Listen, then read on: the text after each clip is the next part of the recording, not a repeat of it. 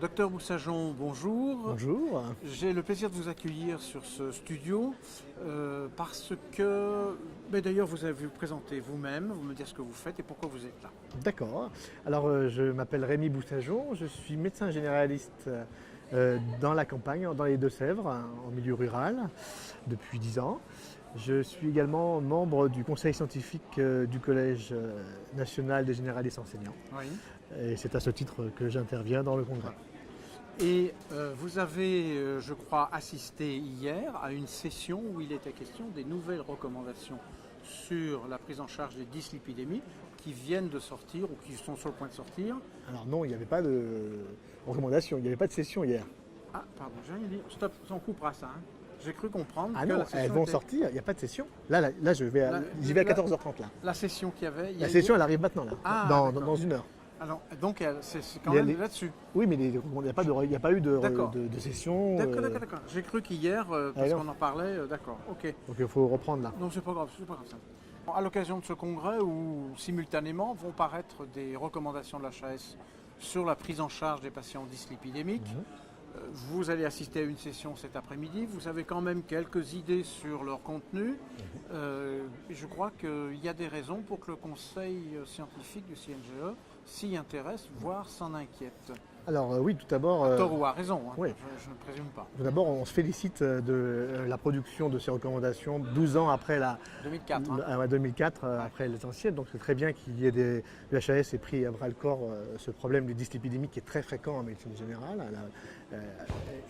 Par contre, ce qui nous étonne, c'est que la HAS n'a pas fait appel à des membres du Collège national des généralistes enseignants et du coup produisent une recommandation qui nous paraît pas totalement adaptée à notre pratique.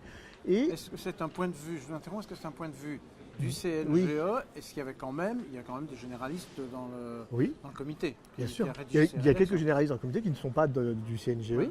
Donc qui ne donnent que leur avis à titre personnel et pas l'avis de structure. On n'a pas, On est d'accord. en tout cas, j'ai pas eu accès à leur D'accord. appartenance. D'accord. Il n'y a pas pu y avoir d'intervention collégiale Non. pour dire, nous, on n'est pas tout à fait sur la même longueur d'onde. Donc, Exactement. c'est des gens qui ont en toute bonne foi donné Ouais, leur point de vue tout à fait. personnel, mais qui ne représentaient pas une instance constituée. En tout cas, pas l'instance du CNGE. D'accord. Premier point, c'est important. Je vous laisse continuer, excusez-moi. Le deuxième point, c'est que ces recommandations sont vraiment un copier-coller des recommandations européennes de l'European Society of Cardiology qui ont été publiées l'an passé. Et elles s'opposent aux recommandations américaines de 2013 qui n'ont pas la même approche de prise en charge. Et en fait, les faits aujourd'hui disponibles tendent à valider l'approche américaine qui consiste à ne pas poursuivre des cibles de LDL. Et du coup, nous nous retrouvons plus dans cette approche au CNGE que l'approche recommandée en Europe et en France du coup. Et c'est bien ce qu'on voudrait exposer cet après-midi. Est-ce que le message, ce n'est pas fait au mieux pour aller vers, et finalement, vous vous retrouvez librement responsable de faire comme vous l'entendez au mieux dans votre pratique quotidienne, ce qui de toute façon se fera comme ça. Exactement. Sauf que ces approches, elles conduisent à des prises en charge et des dosages de cholestérol, des escalades thérapeutiques qui ne sont justement pas pratiques et qui oublient, qui occultent l'approche centrée sur le risque, même si c'est souligné. Voilà, enfin, je ne vais pas développer la plénière, mais elle nous pose problème dans la philosophie de la conception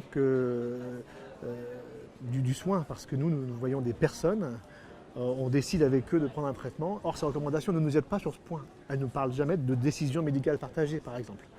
Ce n'est pas pour vous une remise en cause du bien fondé de ces objectifs qui reposent quand même sur des études solides.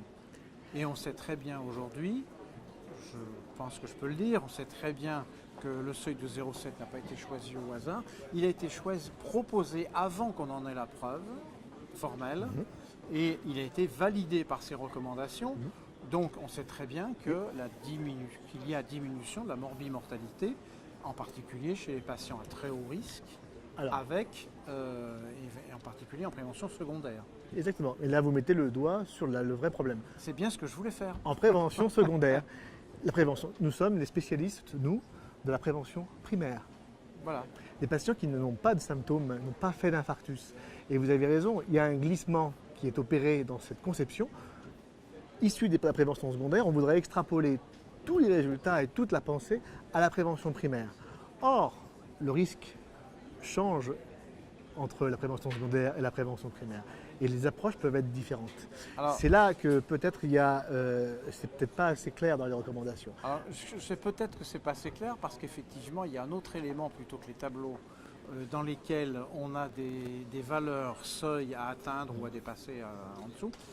Et il y a quand même des tableaux très précis sur les catégories de risque, du très haut risque Au à faible l'absence de risque, Tout à fait. où on ne demande pas d'aller à 0,7. Non, mais on demande d'aller à 1,3 par exemple. Oui, donc pour Donc vous, on va prescrire 1, et puis si on n'est pas à la cible, qu'est-ce qu'on fait? On rajoute une statine, un fibrate, et qu'est-ce qu'on fait? Et si on n'est jamais à la cible, un fibrate comme ça. on va jusqu'où? On va jusqu'où dans cette approche? Et Ezetimibe, bien sûr, qui n'a pas de preuve en prévention primaire, et du coup, c'est la porte ouverte à la prévention primaire, alors qu'il n'y a pas d'essai en prévention primaire. Alors, Donc les statines, oui, peuvent se concevoir, mais aller au-delà des statines en prévention primaire, pour l'instant, c'est pas est-ce que solidement c'est ce qui étayé. est écrit dans les recommandations? Oui. Je ne les ai pas vues non C'est ce qui est plus. écrit. Je ne les ai pas vues non plus. Il y avait des seuils jusqu'à présent qui étaient gradués C'est ça. en échelle. C'est ça. Et donc, C'est ce qui est écrit, il faut malheureusement. vérifier Ce qui est écrit, si c'est cet que- aspect correspond bien C'est ça. à vos inquiétudes. Ah ben, j'ai vérifié, je les ai sous les yeux, et c'est ça qui fait qu'il y ait une plénière cet après-midi. D'accord. Mais Parce- écoutez, voilà. je crois que tant que tout le monde n'a pas vu ce document, puisque c'est encore un peu confidentiel, C'est ça. tant que cette plénière n'a pas eu lieu et qu'il n'y a pas eu la discussion contradictoire Tout à fait. que vous espérez, je pense, Tout à fait. je pense qu'il faut essayer simplement de sensibiliser Voilà. les médecins à la sortie de ces recommandations. Surtout, il me semble aussi qu'il ne faut pas sacrifier la prévention secondaire Non, c'est clair. en disant que la prévention primaire est un peu excessive si vous le pensez.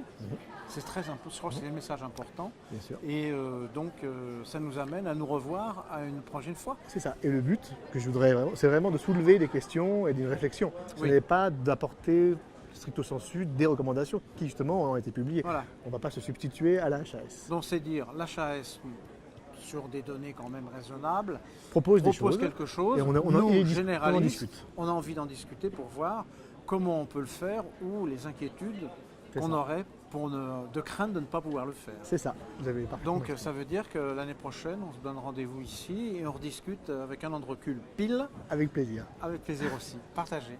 Merci Au revoir. beaucoup.